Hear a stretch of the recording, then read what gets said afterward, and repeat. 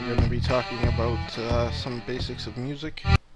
We're going to be talking about the musical staff, what makes up the musical staff, notes, rests, time signature. We're going to be covering a lot today, so let's start off with the staff. Now, when I was in elementary school, we had a music teacher named Mrs. Kennedy. We had her all through elementary school, and every music class, just about, she would bring up the staff and she would ask us, what is the staff? And I can tell you word for word how we were supposed to answer. A staff has 5 lines and 4 spaces, and you put music notes on it. So that's basically what a staff is. Now, each line and space of the staff represents a musical note. And if you're not familiar already with your musical alphabet, the musical alphabet has 7 letters: A, B, C, D, E, F, G. That is it. So, what are the lines and spaces? So, we'll start with the lines. At the bottom we have E, G, B, D, and F. So you can use a mnemonic for that. Every good boy does fine. Every good boy deserves fudge. So if either of those resonate with you, that's how you could remember it. E, G, B, D, F. And then the spaces are easy to remember because they are F, A, C, E. So it just spells the word face from bottom to top. F, A, C, E. Pretty simple. So all in all, we have E, F, G, A, B, C, D, E, F. So those are the notes on a staff. Now there are some other things on this staff that you'll notice. You'll see this is called a treble clef or a G clef. You can kind of think of a treble clef as the section of the piano you're playing on, kind of the middle-ish section, right? So down here would be a bass clef, in the middle would be a treble clef, and up here would be an alto or tenor clef. So it's just kind of referring to the pitch. Now you'll also see, as we add a few notes here, is the time signature. So the time signature is telling us that there are 4. So the top part is how many, and the bottom part is the length of the note. So a 4 would refer to quarter notes. So we can see there are 1, 2, 3, 4 quarter notes. These fully colored in black ones with the stem are quarter notes. So we have 4 quarter notes per measure. So a measure is essentially from here to here. So this is one measure, this is a second measure.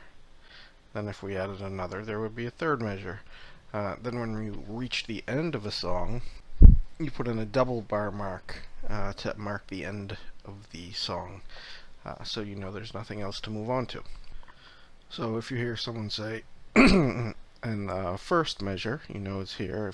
If they say second measure, you know it's here. So real quick, back to the treble clef. They also call it a G clef because it kind of resembles a G a little bit, and this little swoopy thing, if you remember our notes, every good, so this little swoopy thing is on the G line, so that could help you get your bearings as well. So a treble clef or G clef.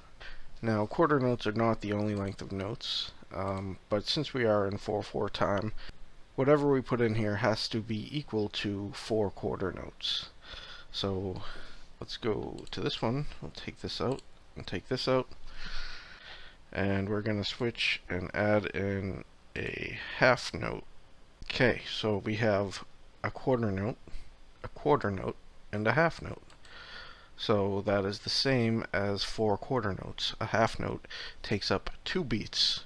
A quarter note takes up 1 beat. So we have 1 beat, 2 beats, 3 beats, 4 beats. So I'm actually going to move that up to here and see how this sounds. So let's go ahead and play that and see how it sounds. 2, 3, 4. 1, 2, 3, 4. So you're actually holding this for 2 beats. The next thing we're going to learn about is a whole note. So this takes up all 4 beats in a measure. We'll put a whole note here. Let's play that and see how it sounds.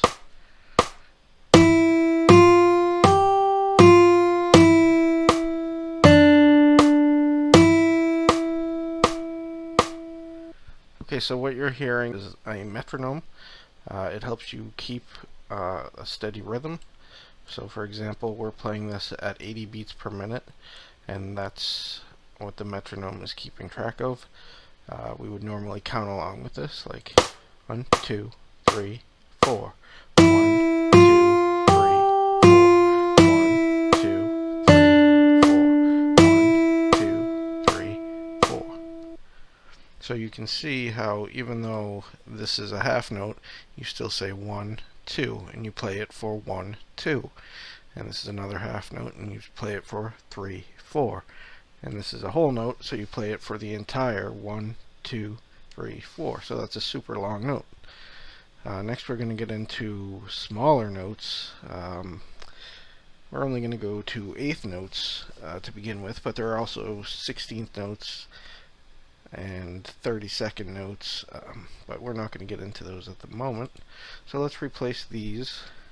Remember, we have to add up to 4, so we had 2 half notes that equaled 4, and we have a whole note that equals 4. What if we put in eighth notes? So we're going to come back to here with our eighth notes. And these, when you see them, they have a little flag on them. A little tail, a little flag, and then when you connect them, they connect. So you will either see them with a little flag, or you'll see them connected together like that. So let's do a couple more. If these are quarter notes, 1, 2, 3, 4, it takes 4 quarter notes to make up a 4/4, to make up a measure in 4/4. In eighth notes, it takes 8 eighth notes, because an eighth note is half of a quarter note. So it takes twice as many eighth notes to equal a quarter note. So let's play that and see what it sounds like. 1 and 2 and 3 and 4 and 1 and 2 and 3 and 4 and 1 and 2 and 3 and 4 and. So that's what that sounds like. That's how you would count eighth notes. And then the last thing we're going to talk about is rests. So let's clear this off. And we're going to do a couple quarter notes. And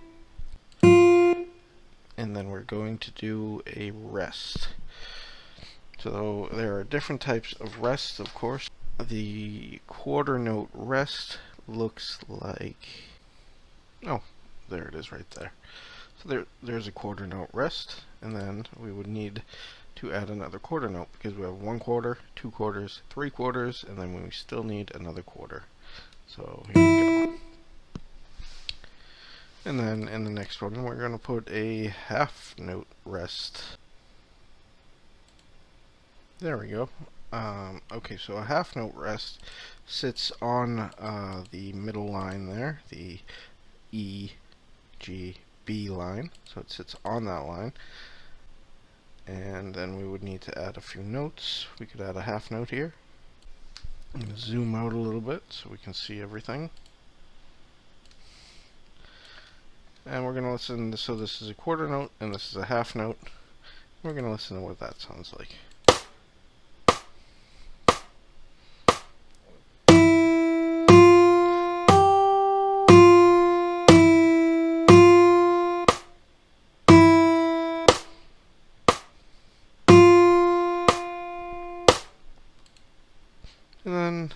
last one we'll talk about is the whole note rest.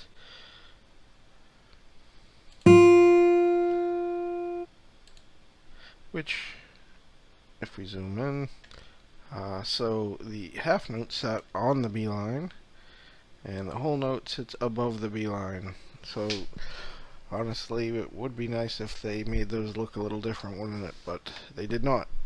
And then the last one is the quarter note rest, or the eighth note rest, which looks like that.